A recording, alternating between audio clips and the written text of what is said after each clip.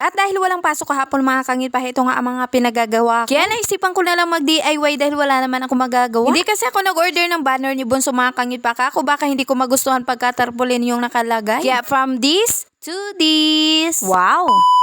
Pero bago yun, daan muna tayo sa routine natin kada umaga. Ang pagkakape mga kangit pa, at sakto nga meron pa kami ditong biko. May mga tirangang kahapon kaya pinagdalhan nga ako nitong si mama. Hindi na nagmaylo itong si Bunso dahil nakapaggatas na. Kaya lumabas na nga rin siya, bit-bit pa nga itong gatas niya. Tapos parang mga langaw na nandito sa mesa. Pagkatapos ay itong umpisa na nga natin ang pag-DIY. Hindi tayo masyado kompleto sa gamit pero meron tayo ditong disposable cup. At syempre kailangan natin itong color band paper na purple and black. Syempre hindi pwede wala tayo nitong gunting dahil napaka-importante nito. Hindi ako sure kung magagamit ko itong mga color pin pero okay lang yan. Nag-ready lang ako ng glue pero kailangan natin dito ng lighter at kandila. Syempre yung ating stick glue. At hindi mabubuo ang lahat pagka wala tayong pentel pen. Dahil gagamitin natin ito pang hulma at syempre hindi mawawala ang ribbon dahil ito ang magpapaganda. Una kong gagawin ay magtutupi at magugunting nga tayo nitong band paper na purple. Pero napag-isip-isip ko nga na parehas na lang silang dalawa para naka-ready na rin. Una kong gagawin dito, heto nga ang disposable cup na pwede nga paglagyan ng candy. Pero bukas ko na lang ipapakita dahil hindi ko na nga na-videohan. Next naman ay nakita nyo naman sa intro kung anong ginawa natin dito. Una kong ginawa, kinot ko muna siya dito sa black paper. At para mas makapit, dinikit ko na nga rin siya para hindi magtanggal. At habang ginagawa ko nga ito mga kangit pa, iniisip ko sa sarili ko naglalaro lang ba ako. Gusto ko talaga ma-achieve yung costume ni Kurumi dyan sa mga pinagagawa ko, hindi ko na maintindihan. Basta ang nare-realize ko lang dyan ay nag-i-enjoy nga ako sa mga ginagawa ko kahit napapagod. Halos kalaban lang talaga dito ang ngawit ng kamay. May pa DIY ganap mga kangit pa pero yung labahin nagaantay. Hindi ko naman kasi malalaban silang lahat kasi alam nyo naman na yung sampayan natin ay napakatipid. Dire-diretso na nga ang ulan dito kaya hindi ko magawa ang maglaban ng dire-diretso. Napaka-feeling era ko talaga dyan sa mga oras na yan. Yung feeling na ina-achieve ko talaga yung mukha dito ni Kurumi. Hindi man perfect pero may pagkahawig na rin. Pero ang purpose ko talaga dito ay paikutan ko nga ng mga candying tira. May mga tira pa kasi dito mga kangit pa kaya naisipan ko nga dito ilagay. Wala lang, trip ko lang. Gusto ko lang i-display. Parang masarap kasi tingnan. Baka kasi hindi ko ginawa ng paraan to mauubos agad ng dalawa. Halos pabalik-balik nga nilang kinukuhanan yung karton na yun. Si kuya parang kahapon nga lang din ay na-over na rin siya sa pagkain ng candy. Kaya ngayon wala na silang makakain dahil ginawa ko na. At dito na nga tayo sa the moment. Kung paano magawa ng letter G. Hindi nga ako masyado expert sa pag-lettering mga kangit pa pero okay na yan. Ang importante mababasang letter G. Inuhulmahan ko nga muna siya dyan ng pentel pen mga kangit pa. Parang nga nasa ganun ay kitang-kita talaga. Pagka wala kasing ganyan mga kangit pa ay panigurado hindi na magkakilanlan. Baka yung letter A ko maging triangle na lang. Charis. Lahat naman siguro nagaganyan mga kangit pa. Gumagamit talaga sila ng panghulma. Hindi talaga ako prepare sa banner mga kangit pa. Kako naman baka hindi ko magustuhan yung tarpaulin. Nakaw space kasi talaga ang tarpaulin mga kangit pa. Kaya naisipan ko nga mag-DIY na lang nito. Naka-card na rin ito sa Shopee mga letter na orderin ko sana kaso nga lang hindi ko na o-orderin baka late lang dumating. Baka pag nag-order pa kasi ako mga kangit pa mga ilang araw pa yun at hindi nga ako sure kung kompleto at hindi ako sure kung buo. Minsan kasi hindi maiwasan na may butas yung iba. Naalala ko mga kangit pa may nakatambak pala dito mga rubber mat. Nag-try lang ako ng isa dyan kanina tulad nga nung letter G. Nung trinay ko nagandahan nga ako sa lapat niya kaya kako ito na lang yung gagawin ko. Nagbuo lang ako ng pangalan ni Bunso, Jassy, Torn 2. Para at least kung babagay naman ang tarpaulin ay pwede naman itong pang design sa kwarto. At least kako sa pagdating ng pagdi-design ay may pagpipilian nga ako kung ano ang babagay. Minsan kasi talaga hindi maiwasan ang magka-aberya. Una ko nga ginawa dito, trinay ko nga itong wallpaper na tira. Nung nag-try nga ako dito sa maliit mga kangit pa, hindi ko nagustuhan kaya sabi ko color paper na lang. Hirang malang din siya ikabit mga kangit pa kasi isa-isahin mo talaga siya kasi magkukuno. Kailangan mo lang talaga ng tiyaga at effort dito para mabuo mo itong letter J. Pagkatapos ng ilang minuto mga kangit pa natapos ko na rin yung isa. Guys, susunod naman natin itong letter A mga kangit pa. Hindi ko na nga na-videohan kanina yung pagdi-design ko ng letter J. Kaya bawin na lang kayo dito sa letter A dahil makikita nyo naman ang itsura ng letter J mamaya. Hindi ko rin alam bakit na-order nga rin ako nito mga ribbon. Sabi ko nga nag-order ako nito pero wala naman ako masyadong paggagamitan. Napakadami at makapal pa naman. Dito ko pala gagamitin. O diba ang ganda? Hindi ko alam kung maganda rin sa paningin nyo. Basta ako nai-inlove talaga ako dito sa ginawa ko. Aba, minsan ko lang magustuhan yung mga gawa ko mga kangit pa kayo pagbigyan nyo na. Bagay na bagay talaga sa team ni Bunso kasi black and purple nga talaga yung team niya. Kaya sana na lang maging maganda naman yung kinalabasan nito pag dinikit ko na doon sa pinaka-backdrop niya. Pero pag natapos ko na to lahat, itatabi ko muna. Hindi ko muna ida-direct doon. At na-break time na muna tayo dahil gutom na ang mami nyo. Kakain na nga rin muna kami ni kuya ng lunch dahil tulog na nga rin dito si Bunso. bunso. Lunch pa ba yung 2:00 ng oras na mga kangit pa? Kaya mabilis lang din ako kumain dahil hindi ko binigla yung tiyan ko. Dinerecho ko na agad itong paggagawa ulit ng letter Z.